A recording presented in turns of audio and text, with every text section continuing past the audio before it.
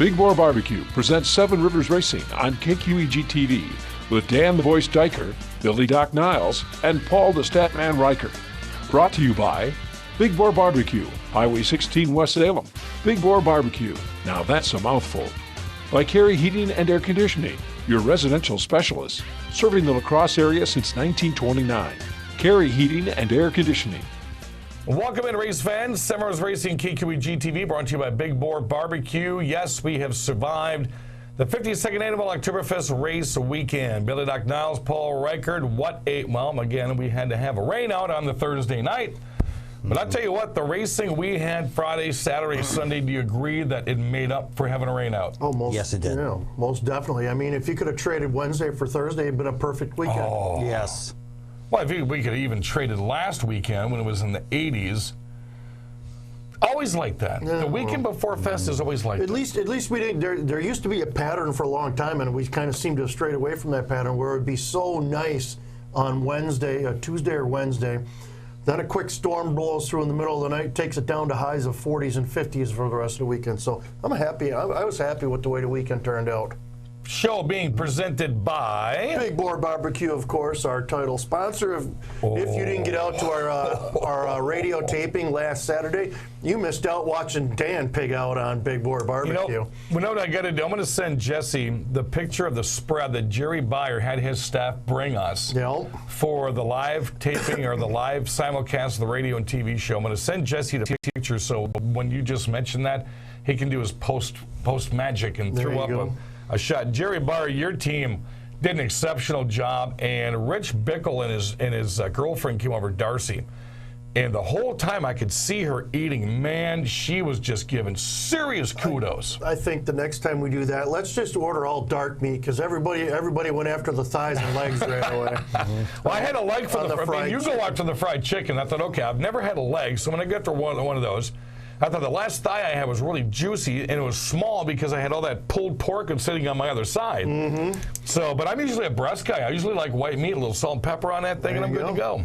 And we're also brought to you by Carey Heating and Air Conditioning. Let's face it, folks, we're not going to see another 80-degree day like we saw last Sunday.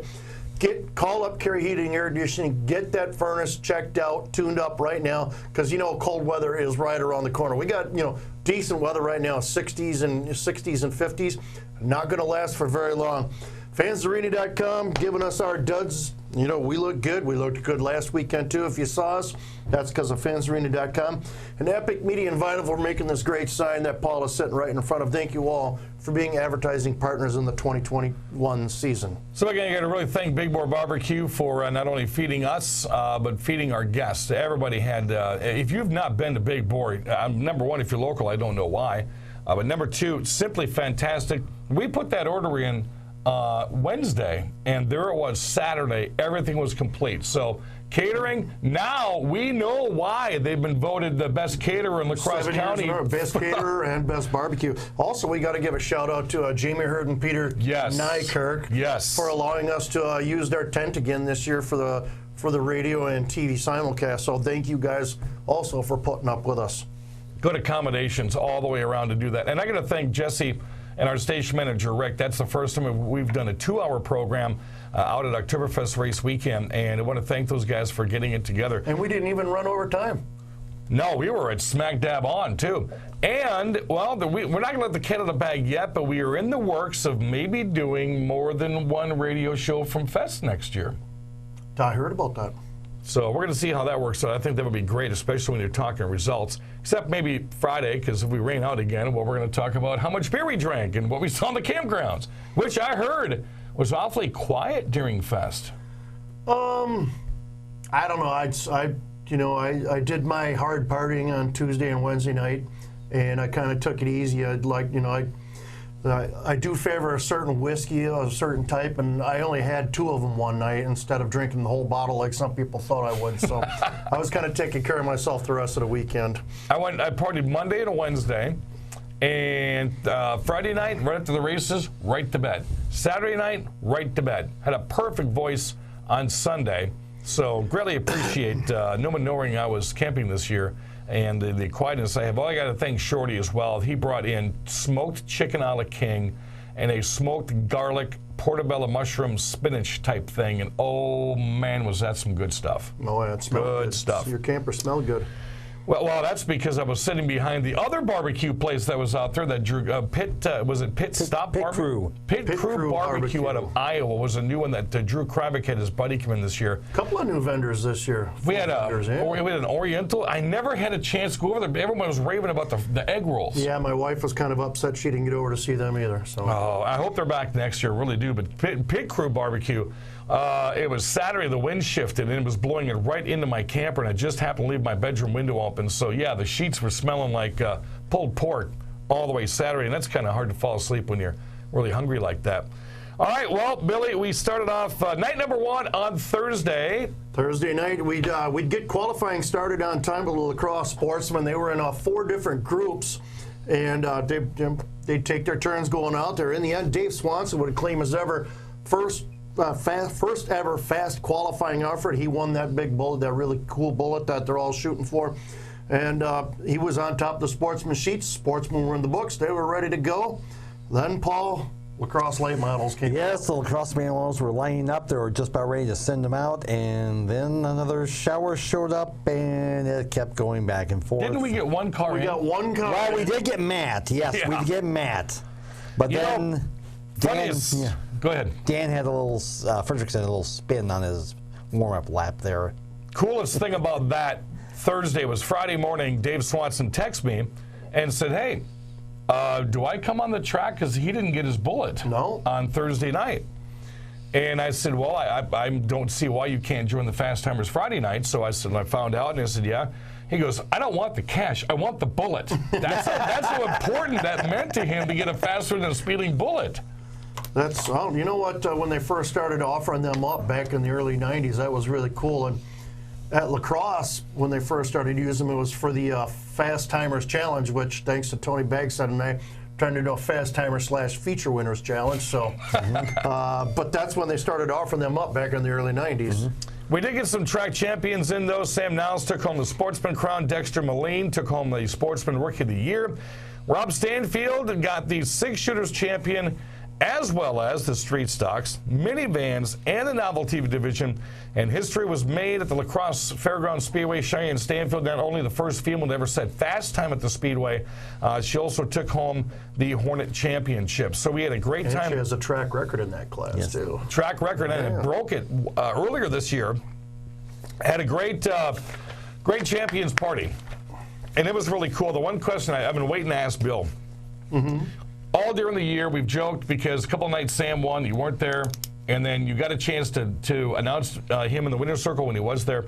It all had to come around when you were on the stage, you had the spotlight, and this was the first official time you could say that your nephew was a track champion. What did that feel like, man? Well, you go back to the last night of the season when Sam dominated that last feature to pretty much sew it up. And my brother was just ripping me a new one because I wouldn't declare him the track champion. Right. Like, dude, we're setting up some drama for Oktoberfest. Get off it, you know. And to be up on that stage with Sam, and I might have asked a few more questions of him than I did. Doesn't matter. Yeah, the Doesn't others. matter. But I mean, it was so cool to sit there. My dad raced for so many years. Me and my brother raced for so many years, and it was great that Greg Scheck put one of my dad's cars as a champion 7 years ago. But finally, someone in the family has a track championship, and that's pretty cool. Now, I just wish we took some really cool pictures afterwards, Billy and I and Sam. But the only one that I saw of you and Sam when you had first met was blurry, and I thought, man, whoever took that should not ever take pictures ever again, because I've yet to find someone that took a really good picture of you and Sam when you first announced him as a track champ, and he had a huge smile on his face, and you could tell you were a proud uncle. And the only picture I have is blurry. By the way, he doesn't have that hair anymore. He started on Monday. I saw the picture. The hair is gone. There is no more 80s pro wrestler. Thanks to his new job. I forgot to call his boss to fill him in that he's got to keep the caveman look. So congratulations to all of our lacrosse speedway champions. As for the banquet, no idea. I have not been given the information on when the banquet is or what the location is going to be, but we will get that to you when we can. When we come back, we're going to talk a little bit about ARCA Midwest Tour on Sunday, and we're going to show you one of the best races of the weekend in segment number 3. That's up next on Big Boar Barbecue presents Seven Rivers Racing. Would you like a job making people happy? Well, I believe we can help you out. Big Boar Barbecue and Catering has openings for both full and part-time work. Days, nights, or weekends. Need to be free on weekends or need to be done by the time the kids get out of school? We can work with that. We need hard-working, energetic people who love to make people happy because our food makes everybody happy. Join the team at Big Boar Barbecue, Highway 16, West Salem. Now that's a mouthful. Big Boar Barbecue. American Standard Heating and Air Conditioning is built to a higher standard, so you can focus on the problems in your life that really actually matter. Like figuring out which remote turns the TV on, or the smell in the vegetable crisper that in no way can be vegetables, or finding your phone when you leave it on vibrate. Whatever you're worrying about, it won't be this. American Standard Heating and Air Conditioning, built to a higher standard. Welcome back, race fans. Seven Rivers Racing, KQEG TV, brought to you by Big Boar Barbecue. Doc Paul and myself, Dan. Jesse's the guy behind the green curtain. So we have, I think, 3 shows between now and the end of the month when the season wraps up the TV show. We're going to be bringing you highlights and races that we thought were some of the most fantastic from the weekend. It's going to be hard to do because almost every race out there had either a special meaning to it, had a special winner to it, had a .001, which we're going to talk about in segment number 3 finish. But we always like first-timers. We do first-timer alerts left and right on the TV and the radio show. How about the 32nd winner of Oktoberfest Race Weekend? You give him the nickname. Wait. Paul, go ahead and say it. The Ultrafest. No. First time. Oh, first time winner alert. There we go. Billy gave him the nickname, was it 3 years ago? About 3 or 4 years ago, it's the first time you sent me down into the pits for, there was some sort of a tour race in the middle of the season. You sent me down into the pits, and I think he had got fast time. And so I walked up to him and I said, we're here with the ultra-fast Casey Johnson, and he laughed at me. Stuck. And so it stuck. You know, so he was getting ready to qualify on Saturday for ARCA Midwest Tour, and I stuck my head in there and said, I'm still waiting for my royalties. Ty Majeski was standing next to Casey during the fan photo on Sunday, and I'm interviewing Casey, and as Casey's answering, Ty looked up, and I kind of mouthed, "You're next." And I had said that the ultra-fast Casey Johnson, so I go over to interview Ty, and before I started, he goes, "What did you just call him?" I said, "Dude, we've been calling him that for like 3 years." He goes, "Well, I wanted a nickname like that." I said, "You used to be the Magic Man back here at the Speedway, but you never showed up again." So then we're in the campground Sunday night, all way past the pits, and here comes Casey and his wife and his 2 daughters in a stroller, and sat down. I had a chance to talk to Casey, no microphones, nothing like that, casual conversation. And the last thing I said before I walked away, I said, "Now you know, you will always officially now be the ultra-fast Casey Johnson since you won fast." Ultra-fast Oktoberfest winner. And he said, "Okay, it's going to stick." Kevin Ramswell did a lot of our video and audio on the track all over the place this weekend when he had a chance. And he had a chance to talk to ultra-fast Oktoberfest Casey Johnson. Casey Johnson, you got your first Oktoberfest win. You got the trophy. You got the hat. Can't ask for anything better. No, you really can't. Like you say, all the greats have won this race. I mean, Dan Fredrickson made a name for himself doing this, among many other things. Ty Majeski, Dick Bickle. I mean, all the best drivers have won this race, and throw my name on it's pretty cool. When did you realize during the race that you might have the car to win this thing? Pretty early, actually. I mean, the balance on that thing was just so good. It never really seemed to go away. You know, lap after lap, it was consistent, and I knew as long as I hit my marks, we'd probably be all right. Talk about the last 20 laps there when you hear on your spotter on the radio saying that the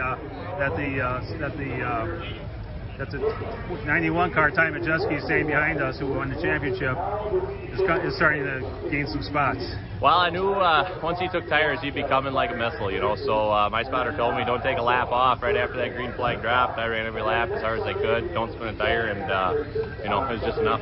What does it mean for you to win it from your 3 little girls and your wife? No, that's what it's all about, to be honest with you. You know, it wouldn't be much fun to me if they weren't here. Biggest win of your career? Absolutely. Congratulations. Thank you. So many different stories going on in that race. Bill was in the back straightaway, and he got to watch. A lot of the bigger stories in the ARCA Midwest 200 were happening between turn 1 and 2 and down the back straightaway. Biggest one, obviously, was Danny Fredrickson getting wrecked. And there was people that agreed, You thought he had a tire going down coming off of turn 2. Yeah, he slowed down, and it appeared to me he had a tire going down because it looked like his back end just snapped right around real quick on him.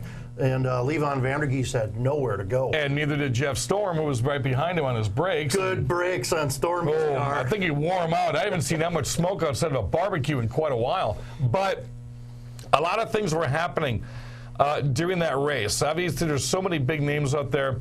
Skylar Holzhausen, I mean, he's playing in his backyard, and he had something early and then faded. Yeah, he was running kind of I'd say kind of a patient race the first 100 laps. Yeah, I would say so. Yeah, he was running kind of a patient race, and then when the Fredrickson deal happened, it basically was close enough to halfway for, people like Johnson, Travis Sauter, Skylar Holzhausen, a bunch of people dove into the pits, got their 2 tires, got their gas. They were set for the rest of the race. But then you had guys staying out there like Ty Majeski, Johnny Sauter, Matt Henderson, Paul Schaefer, Jonathan Island, thinking there's going to be a yellow, with about 60 or 70 to go. And that just didn't happen for them. And while they're fading backwards, Casey's got a strong car, and he's just taking off. And then what happens there is several drivers come to mind. Matt Henderson made his way all the way to 3rd. He's never even been close to 3rd in the ARCA 200 race in as many years as he's raced that thing. His tires fade to the point where he's all the way back to 12th. And result, what did you say he finished? 16th. 16th. All right, so look at Ty Majeski. Majeski takes the ultimate back row challenge after the dice roll. He's got a chance to win $5,000 to win the race and an additional $15,000 from winning it from the back row. His story is not only he starts in the back row, he gets a lucky dog late in the race on a caution. And that was the key for him. He went a lap down, but he was the first one a lap down. He got the lucky dog. And I talked to Casey. Casey said had he passed one more car, which he almost did when the caution came on, Ty would have been a full lap down and no lucky dog would have been in there. Ty would have even had a chance to come back. He finishes 2nd. How about Dalton Zier? We thought he was done early in the race because he was in the pits so much. Yeah, and he would come in and work on that car. He also took tires at the same time Johnson and Travis Sauter and Skylar Holzhausen did. And they did some magic. They took 2 pit stops, actually 3 pit stops, to light that car up. But when they did, man, he was tough. Dalton Zier finishes 5th. And Rich Bickle Jr., who we thought was just going to, he even said it to us. Dude, he told us on Saturday, you said, which car are you running on? I'm running this, and this thing's a pile. This thing's worse when I had the Dells. He had no confidence in himself. He starts whipping people through the field, bobbing and weaving, passing, holding off Ty Majeski, and he finishes 4th. Yeah, he even said the stagger tire on the left rear shrunk up a little bit. His car was pretty loose, so that's why. Pretty sure that's the reason he was running the upper groove more than he was running the whole track, trying to keep that car from basically pulling out from underneath him. But that's the cool. How about Riley Stenjum? You're unknown Tundra Super Late Model champion. This is where it finishes 10th. But there's so many different sub stories. If you look at the top 10 in this thing, it was simply amazing. Of course, Casey Johnson becomes the 32nd winner of Oktoberfest Race Weekend. And I told him one of the cool things about Casey, if you watch his Facebook, before every single race, he finds his kids and either talks to him face-to-face or through the fence, gives him a kiss, gives him a fist bump. And I watched him do that as we were doing the driver introductions. And he got on the track, shook all the hands of the Grenadiers, took one huge breath before he got into his car. And I could just sum up that whole thing watching him do all that. And, of course, then he becomes the winner. Question is, can he win again next year? Well, because he was in several cars this year. We'll find out in 360 days. Whose car was he in? He was in, was it Travis Dasso's? Yes. Yeah. 35, yeah. That's right. He was in Travis's car. So, one of the most exciting finishes we had this weekend, and he did text me, and he apologizes to Bill Doc Niles. Well, he apologized to Bill first, and then he said, Diker, I apologize to you. What is he apologizing about? Adam Benzin's going to tell us next on 7 Rivers Racing.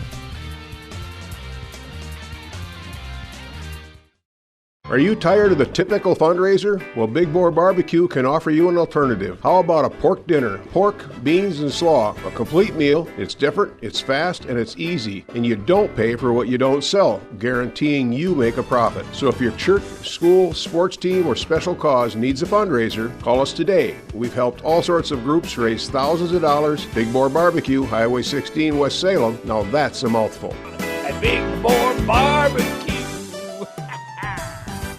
American Standard Heating and Air Conditioning is built to a higher standard, so you can focus on the problems in your life that really actually matter. Like figuring out which remote turns the TV on, or the smell in the vegetable crisper that in no way can be vegetables, or finding your phone when you leave it on vibrate. Whatever you're worrying about, it won't be this. American Standard Heating and Air Conditioning, built to a higher standard. Welcome back. Seven Rivers Racing, KQEG TV, along with Doc Paul. I'm Dan Dyker. We had a lot of close races. Heat races, I think it started off on first thing Friday. We had a couple of side-by-side finishes, and then it lasted throughout the day. But the Crosse Late Model finish, man, oh man, oh man. When you see somebody win by .001, thank you, technology and scoring programs that are out there, because man, oh man, Adam Benzik got it done on a track that he hardly ever races. You know, you go, Paul and I, we've been around this track a long time. You go back to the old days of like Noodleman and Paff or Noodleman and Mankey. Yeah. They had really close finishes, but nothing was this close. No, nothing like this. And wait till you see what happens here in the final laps of that first Crosse Late Model feature. And here it comes right now. This right here shows the competition, how it stepped up. Really Jeremy Wagner, third in points, running fourth. Gady, national champion, running fifth. Bachman running sixth, second in points. Your point leader running seventh. What great racing right here. And you got the top two in points side by side as they come down the start-finish line. Bachman and Mergic. That's your point battle right there as Mergic almost gets a little loose in one. Jacob Gady, as he normally does here with a cross on the move, in front of the 18 of Wagner. He goes to the fourth. Wagner back to fifth, and it's going to be Gady, Bachman, and the 03 of Adam Degenhardt. Meanwhile, Nick Mergic's on the move. Mergic past Bachman. Now he goes to work on Wagner. Earlier today, we almost saw that car roll over Jacob Gady. He's one of the fastest cars on the track right now. Looking at some of the fast times, Nick Clements best 20.058. Adam Benzik at 21.60. Jacob Gady at 21.03. Gady cruising into fourth. Good battle for second now. BP Brad Powell about to be introduced to Adam Benzik. 2 by 2 they roll off of turn 4. Here they come flying down. Great battle for that second spot. Jacob Gady's going to join him because that side by side. We're going to have a three-way battle for second as they come out of the two. Billy Doc Niles, Gady going to work on the top three. Meanwhile, look at these guys run with 1, 3, and 2 in points. Yeah, I've been keeping an eye on Gady to see how that car's been handling, and he's just been slicing through traffic. And then you watch the points leaders here, 1, 2, 3. They've been battling it out for the last 5 laps. It's been really, really fun to watch, Dan. Nick Clements stepping away from the field as the battle continues between Powell and the 31 machine of Bendik. Gady wants to get past both of these guys. He knows he has a quicker machine. He's being held up in the number 4 position, and that's allowing Nick Mergic to catch Gady. I was going to say, Gady's looking for that opening. There's that opening right now as he goes to third. Mergic's closing in. Gady wants to get away from him. Gady slides in front of Powell for third. Benzik in his second. Clements, your leader, off of turn 4. We've got 8 to go. The battle of second and 3 in points. Jeremy Wagner in front of Steve Bachman. Bachman giving his back end all kinds of fits. Degenhardt's on the accelerator as well. As they're going 3 wide off of 2. Holy cow, Billy Moen was entrenched in a big one right there. Seven to go, it's Nick Clements. Adam Benzik trying to go to work on him. By himself in third is Jacob Gady. Then it's Nick Mergic, Brad Powell, Steve Bachman, and Jeremy Wagner.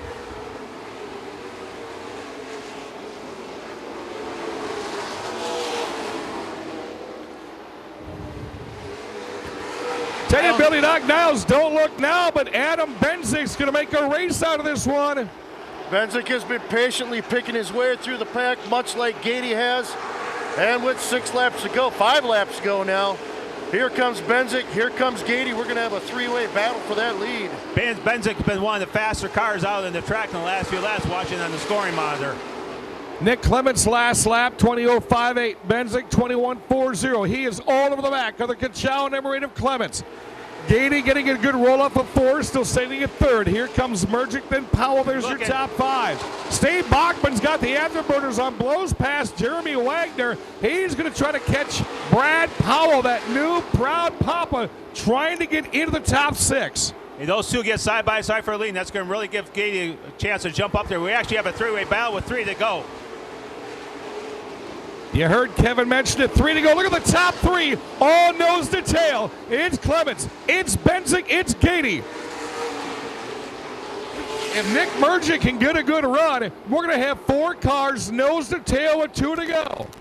Gady will have to use that outside line like he used earlier. Let's see if that car still has it. Benzik got a little bit high in turn 2. Gady could not take advantage by going underneath him. Clements doing a great job of protecting the lead. The white flag is out. 1 to go. Move it or lose it time. Benzik to the inside of Clements. Can he make it stick and stay? Clements has a roll off of 2. Down the back straightaway. Here comes the drag race. Side by side race fans. It's Benzik. It's Clements. Who's it going to be? Checker flag is in hand at the line. Your winner Benzik is Adam Benzik by a bumper. Oh, the scoring monitor says .001. And I tell you what, Billy Doc Niles was right down there with a very spirited Adam Benzik with a post-race interview. And I doubt very seriously we're going to see somebody win by .001 for quite a long time. Yeah, he couple of expletives of the fecal kind there. We'll let you use your imagination. Yeah. That's how excited he was. But, you know, you have to be excited. A 10th different winner for lacrosse late models in the season this year. First time winning a lacrosse late model feature for Benzik. So, yeah, I'd be excited too. Well, next week, if you think that one was close and exciting, next week we're going to show you that that 602 Oktoberfest feature that came down to Bryce Miller and Brad Worth, and what a thrilling finish that was. Plus, we'll have some more video recaps of what went on during Oktoberfest. That's going to do it for the program. Thank you, Big Boar Barbecue, for supplying that great food for us again on Saturday. It was simply fantastic. And if you need a TV spokesman and you need to change commercials, get a hold of Bill, because if you ever want to do a fried chicken commercial, the guy's going to nail front to back. Oh, God, yes. See? I'm We're not here to kidding tell you right now, dark meat, baby. For Paul and Doc and Jesse and Rick, I'm Dan Dyker. We will talk to you next week right here on KQEG TV. You've been watching Seven Rivers Racing on KQEG TV with Dan the Voice Dyker, Billy Doc Niles, and Paul the Statman Reichert. Brought to you by Big Boar Barbecue, Highway 16 West Salem. Big Boar Barbecue. Now that's a mouthful. By Carey Heating and Air Conditioning, your residential specialist, serving the La Crosse area since 1929. Carey Heating and Air Conditioning. Thanks for watching Seven Rivers Racing on KQEG TV. 7 years and counting. Hi, Jerry here. For 7 years in a row, Big Boar Barbecue has been voted the best barbecue and caterer by the people of La Crosse County. I am humbled by your praise. We work our hardest to provide good food and service to any size group, from a small lunch to large wedding reception. We can provide full service or just drop off the food for you to serve. But dates are filling fast, so call us today. Big Boar Barbecue and Catering, Highway 16 West Salem. A delicious mouthful. Big Boar Barbecue.